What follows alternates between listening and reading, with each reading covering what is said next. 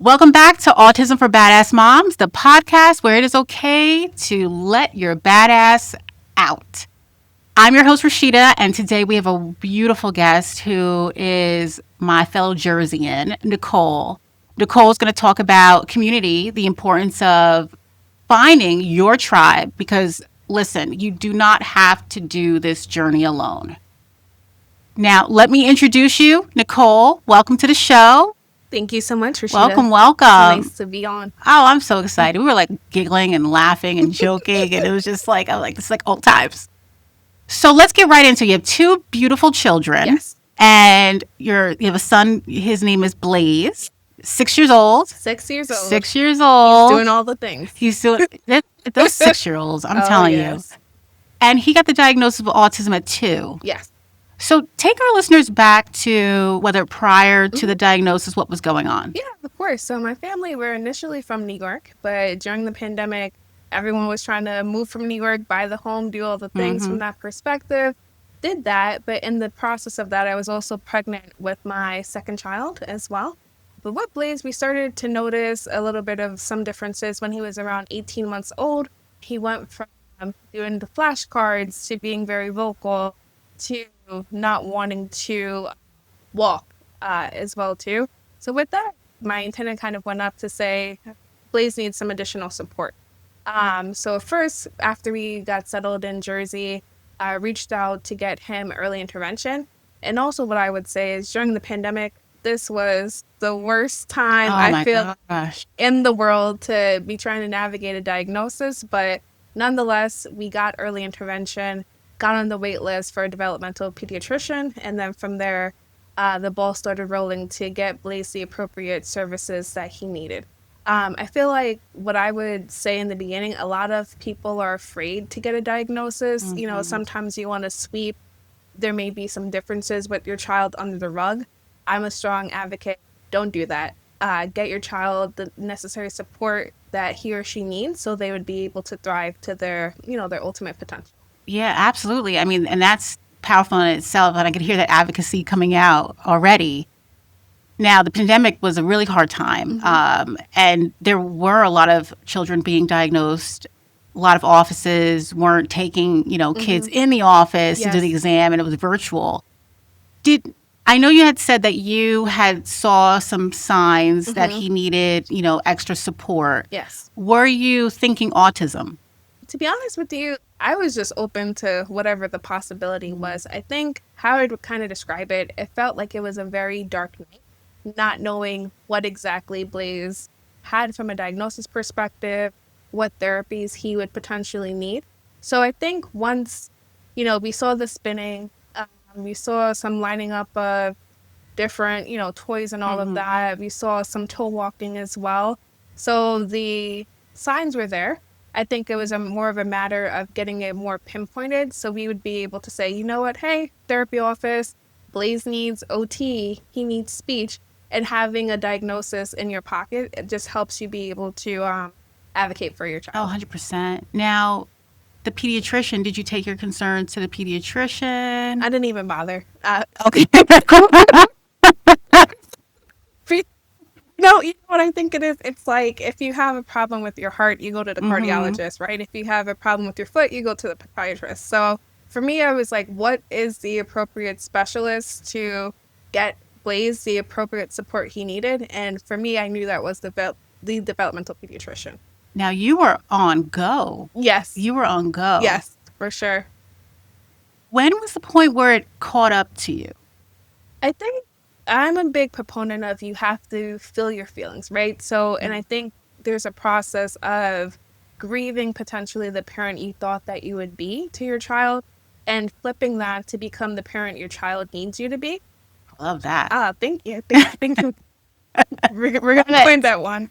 So in my being able to rise to the occasion for what Blaise needed me to be, I had to feel all my feelings, right? I took some time off of work. Once we had a diagnosis for him, I said, all right, well, what's the first thing I need to do? So I got a list of my insurance providers, understanding what ABA offices would be able to do some in-home care for Blaise. And then once he transitioned into preschool, being able to have some supplemental therapies as well. So doing therapies for him in school and then doing therapies outside of school just to be able to maximize all the services for him. So it was a lot of researching. It sounds like you Yes. did a Yeah. lot of I'm the research. queen of research. If there's a title for it, a coronation for it, I'm your girl for that. How was family at that time with Yeah. the diagnosis? In denial. In denial. And if I'm honest, I think some of them are still in denial now. But I think in the beginning, I wasn't as vocal of, this is Blaise, and he just may need headphones to make something adaptive for him. Mm-hmm. Or, let's say if we're at a party, let's just have some fidgets, some different sensory toys for him to be able to engage in. So over time, I feel like my confidence had to grow to be able to be a little bit of a protective shield for Blaise as well, too. And that's difficult. Yes. Because it doesn't sound like you were in denial. It sounds like, let's figure out what Yes. this is and let's fix. For sure. For those who are in denial, it's the also understanding that family can also be Yes. not understand, what is this? Just like the parent who is going through it. So it's just being mindful of that. 100%. And, like you said, looking back at sensory accommodations Yes. and being able to advocate a little more for our child's needs, it's kind of like it's just trial and error, just like come Yes. with the For sure. territory. For sure. For sure. Territory. For sure. Now, grief, you had said that grief was something that, many of us have experienced. What did that look like for you? Yeah, for me, I tend to isolate. And in that isolation process, it could be good, it could be bad, but I realized that I had to be resolved with my feelings to be the best mom Blaise needed for me to be. So initially, I was super quiet about it, didn't want to talk about the diagnosis with others. But then I realized that was not only harmful to me, but harmful to Blaise as well. So that's when I started to lean into the community aspect of things, of being able, one, what are communities that support me? And then two, what are communities that could support Blaise as well? How long was that process to get to that point of like, okay, isolating a little bit, not really want to kind of put it on Front Street that this is what my child is managing, to the point where it's like, I need to find my tribe? Maybe a couple months. Okay. Yeah, because I think too, also being in a pandemic environment, it's like that's isolating enough. So you don't need to, continue to isolate yourself more than needing to, we're already quarantining. Right. The mask on, the mask off, you're finding people that are in the bubble with you. So I said, you know what, Nicole, you really have to just lean into vulnerability and being able vulnerability. Yes. Being vulnerable, it was just being transparent about what's going on. And then from there, I started to see, so-and-so has autism as well. Or this person would be a good person to speak to, because you find so much community and you find so much empowerment when you actually vocalize what it is that you have going on. Yes, basically say, this Yes. is what I need. Yes. So was it easy to find the support? Because some moms out there say, hey, I've looked for support groups and they're not running anymore. Yeah, so I would say there's two groups that helped me. So I'm a part of a sorority, Alpha Kappa Alpha Sorority Incorporated. Okay, say it again, Yeah. ladies.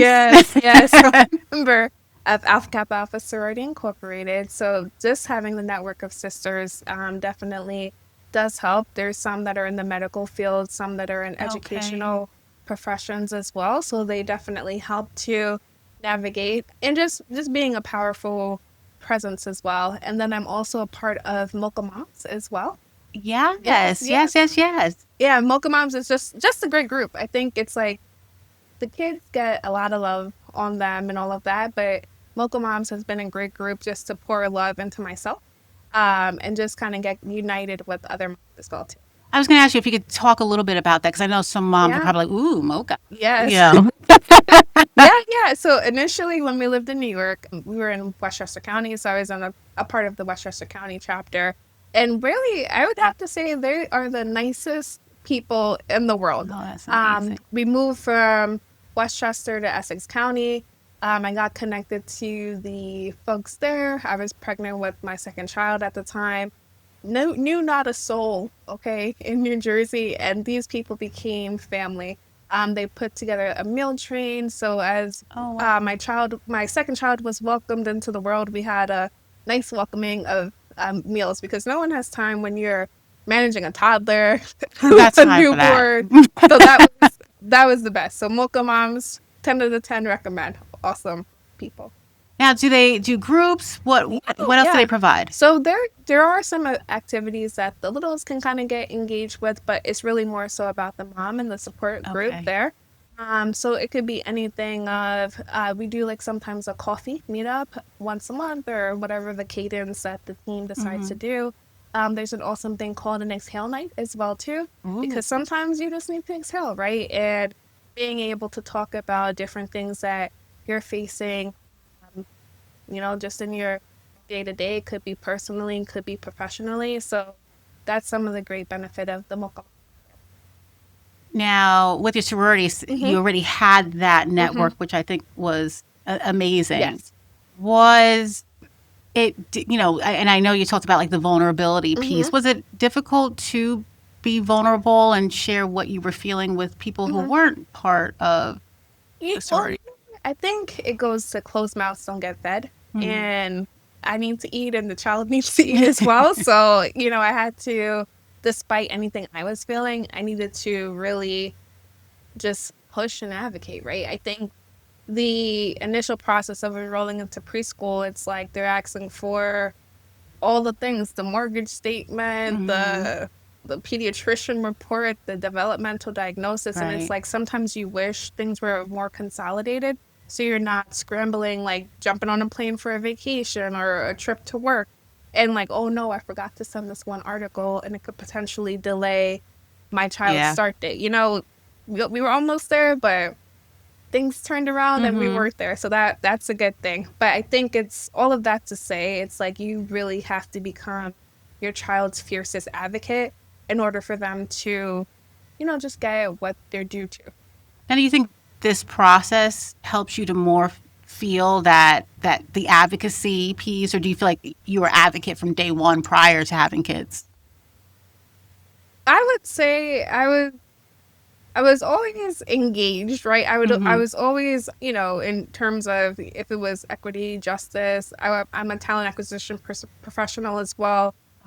So with that, you always want to make sure that sometimes it's like you're rooting for the underdog, or you're rooting to be able to find ponds that are not necessarily fished in from a talent perspective. So has it always been in me? Yes, I think so. But with the coupling of having special needs children, I think it just kind of leveled up the ante. Now, what are some of the challenges that Blaise has faced during this period? Yes. So I think initially, I keep going back to the pandemic. That's where a lot of the things stem from. There weren't enough therapists in schools at the time. So while we did have the diagnosis, he wasn't getting the appropriate amount of speech therapy that we needed. So with that, we ended up going to a private practice to have some additional speech and OT as well from that side. I think with Blaise, he's a child that if you don't push him, or if you don't have the right team that knows when he's trying to get out of something, if he wants to be super affectionate, he's just also, or maybe he's just having a dismissive behavior of, oh, I'm not interested, let's blow bubbles instead, or let's do, you know what I'm saying? Let's do something else instead. I think for Blaise, it's a lot of redirection. Initially, he had a lot of aggression, but this was before therapies were kind of introduced, and before just knowing how to, I guess the best word to say is redirect some of the non-positive behaviors. Yeah. I would say everything is not a bed of roses, but we try each day to make the most of the day, and then start from the next day with what we learned from the previous. Now, you then said you had another child. Yes. Another child Yes. who was also neurodiverse. Yes. How do you manage the two? It's crazy. It's crazy. I'll tell you that. Some days I'm like, my head is spinning, Right. I'm just like, what is going on? Is it Monday? Is it Saturday? Where are we? What's the plan? What's the schedule? But I think it's like you really have to be an organized individual. So for me, it's like I'm a big fan of digital calendars. So if I have an appointment, listen, I even have school scheduled, the digital calendar, the pickup time, the drop off time, um, the different therapies that they have as well. But I think it's also where you lean on your village as well. So, and also realizing that you cannot do everything in the home yourself. So, yeah, you can't. Why? You can't do You it. can't. You're right. So it's like you need to order a meal delivery service one week, go for it. You need to hire, somebody to clean the house, go for it. Because at the end of the day, it's like you also have to be functional for yourself. And it's like your kids deserve to have a happy parent versus a burnt out parent at the end of the day, too. Yeah. The other thing I would say, too, it's like for me, I'm big on like, how do I refill my cup as well? So I do all the workouts, all the Peloton workouts, the Pilates, all the things that there are to do. A good concert loves to see me coming. So whatever it is, just to be able to fill up my own cup as well, so I could show up as the best mom for both children.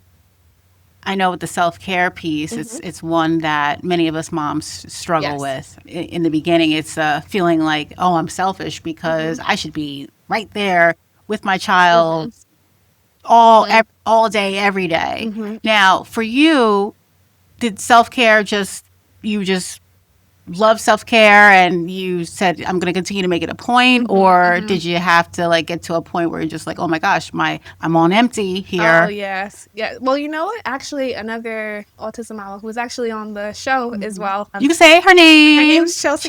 Shout out to Chelsea. Hey, girl. She said to me, she was just like, Nicole, if you don't take the time to pour into yourself, you're not going to be good to yourself or anyone else.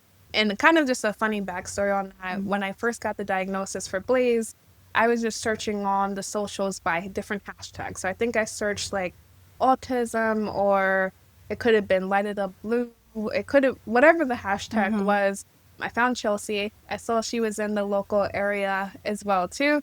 And I said, you know what, this is going to be super strange, but let me send her a message on Facebook and say, hey, I'm new to navigating this diagnosis. You have any tips for a girl to be able to make it through? Nicest person, we jumped on a call and we've been connected ever since. And I think really that's like such the value of the community of the moms, for sure. It's like you're just so much stronger if you have someone else that maybe they're a couple years ahead of the journey before you, right? That they're able to pour into you. And then from there, I've been able to be that person for friends who are navigating the diagnosis for their children. Gifting back. Yes. Gifting back to others. Oh, yeah, you have to pay it forward. It's a challenge when, let's say, you don't have family, right, who either doesn't get it or you just don't have a lot of family that may be local to you. But kudos to you for just reaching out to someone who is just like, I don't know you, but you're going to know me.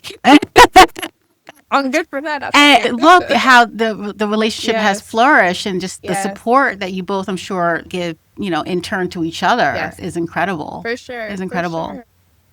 Now, advocacy. What are you...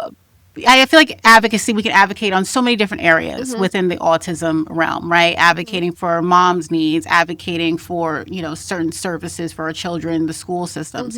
What does your advocacy look like? Yeah, I think for me, initially started with joining the Home and School Association for Blaise, and then being a class parent, right? Because I feel like a lot of the time, if there is not a parent at the table, whether it be autism, whether it be another special need, those voices are left behind. So, let's say we're trying to plan the pumpkin patch event, right?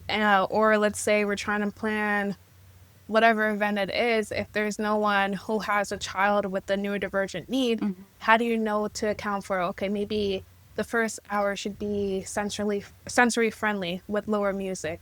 Or let's say in the school, let's say if there's autism month is in April, maybe this would be a nice week to celebrate children and all of that. So, I mean, what's been really nice, it's like having myself and other moms in our home and school and in the district.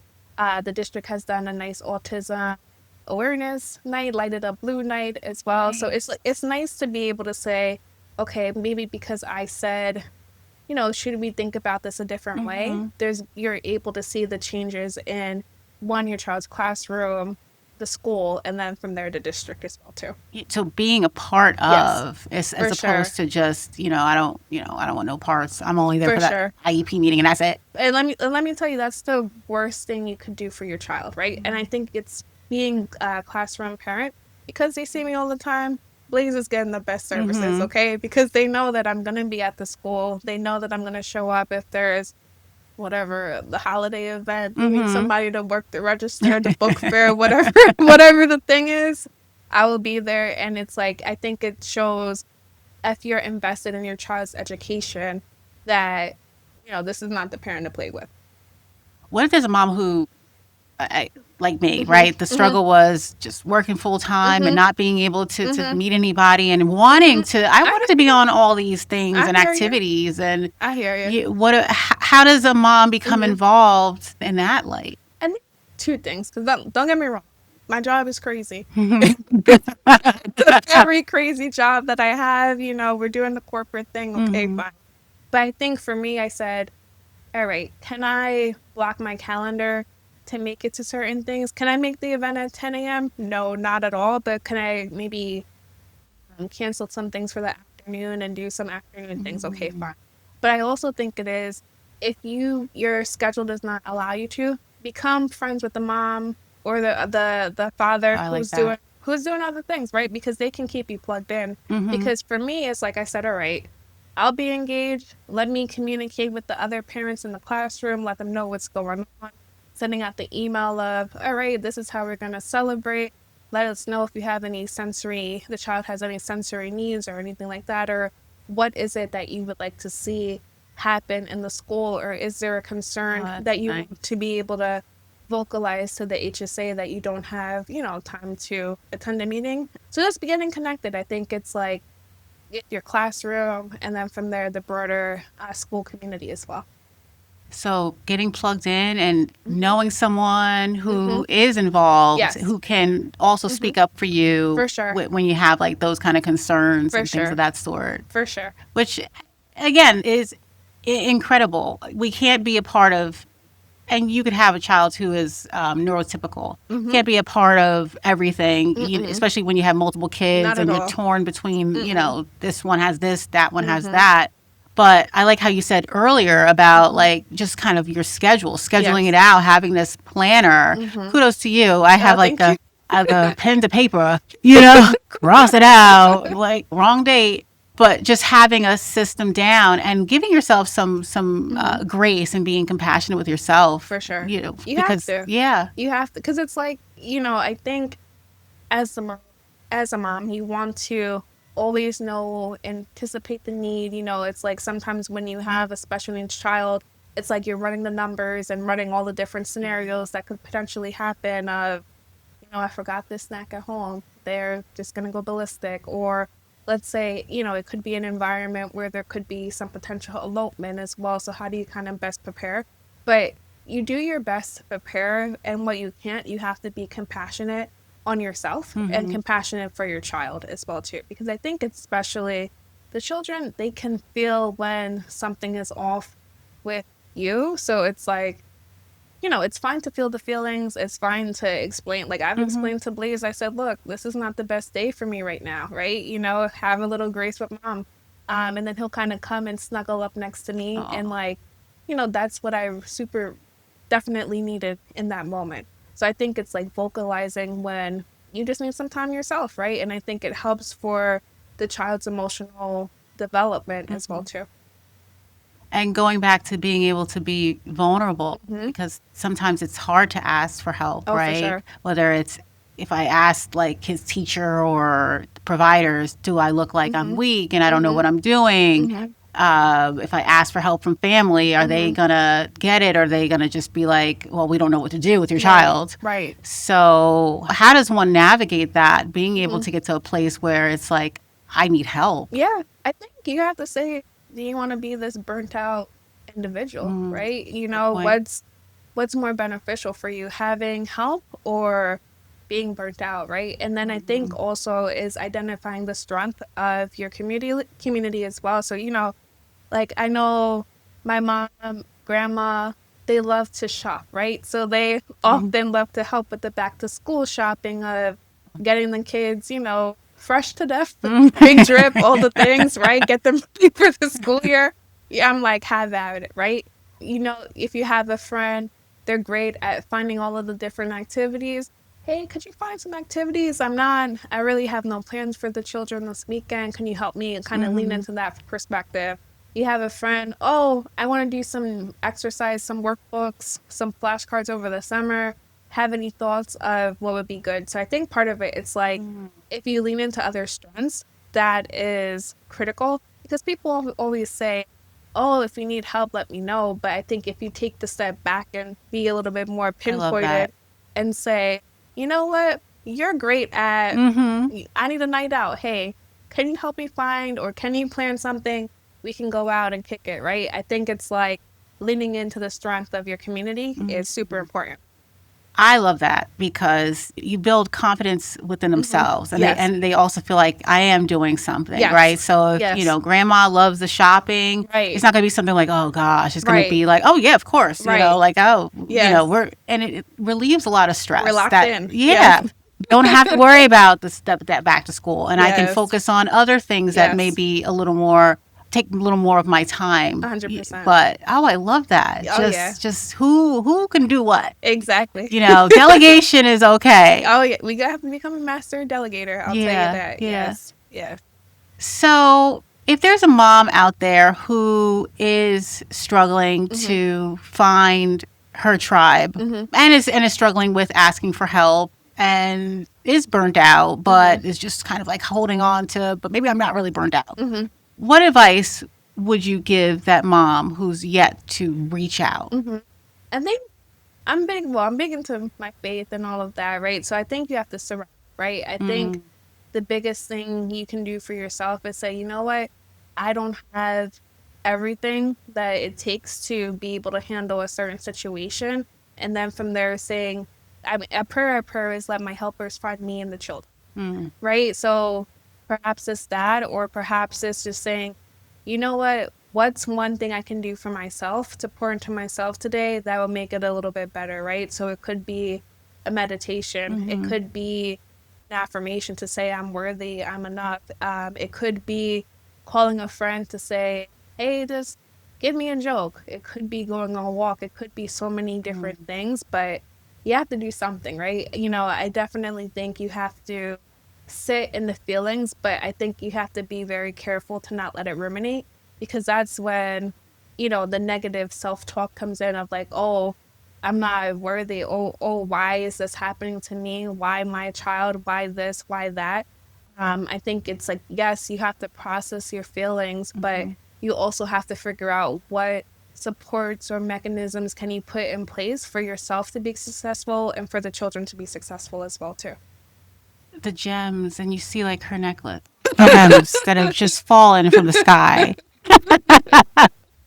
But everything that you said, so spot on. And what's interesting is when we begin the journey, it's just you don't know, it's scary, it's anxiety provoking. But as you go through the course of it, there's this confidence, Yes. right? Not saying that's not hard, right? And you don't have hard days, but you can see that there's more confidence, and you've learned how to navigate it a little swifter Yes. than in the beginning. Yes.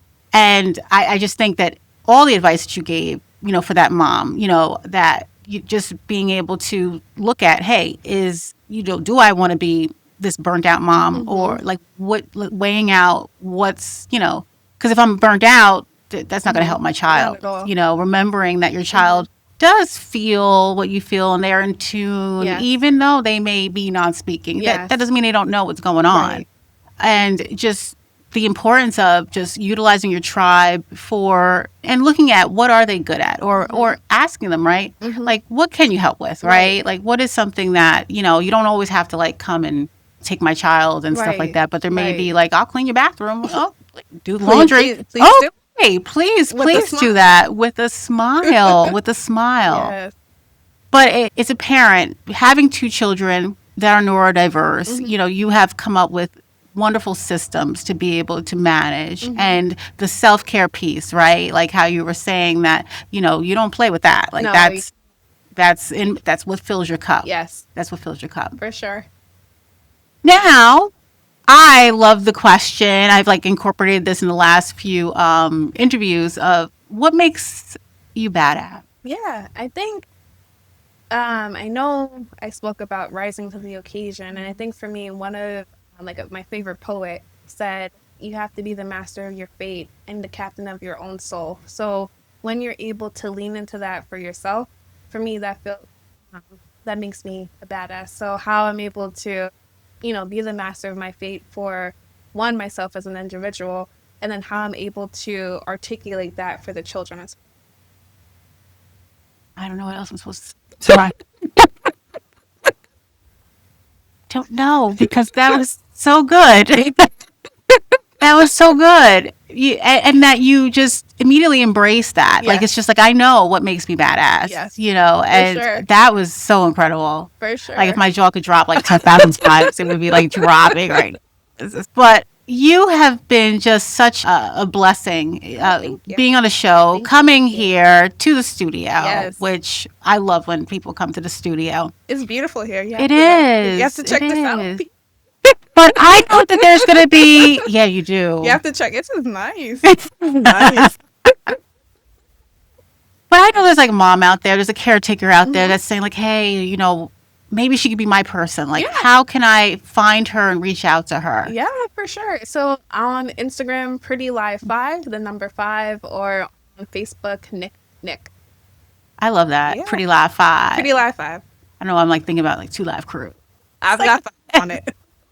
So you heard it. So, and we'll basically, put it in the show notes so that you can reach out to her. And many of the moms, they don't just say it just to here's my information. They want you to reach out. And you are an example of reaching out, not knowing what the outcome was, Right. but look where it got you. It got me far. Look where it got you. Oh, yeah. Oh, yeah. Oh, wow. So it's been a pleasure. Thank you for Thank having you me. so much for being Thank on the you. show. And listeners, remember, it's so important to find your people. They are out there. It could be family. That's beautiful. It could be extended family, friends, providers. There's been a lot of providers who've been just amazing support.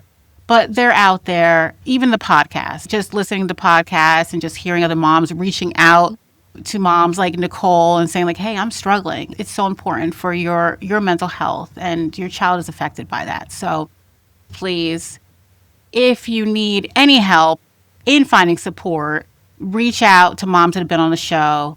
They are there. It's in the show notes, even if it's to ask a question or to find resources. And like you said, Mocha Moms. right, like Yes. it's not just in Jersey. It's all over, nationwide. I'm sure there's like a lot of moms out there Yes. who've like, wait, what? I didn't know Yes. about that. So I would love to drop that in the show notes as well, because that sounds like it was amazing Yes. support. So Oh, yeah.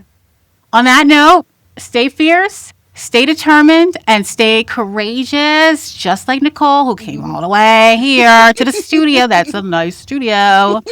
And we'll see you next week, next Tuesday. Make sure you tune in and send to a friend. Bye.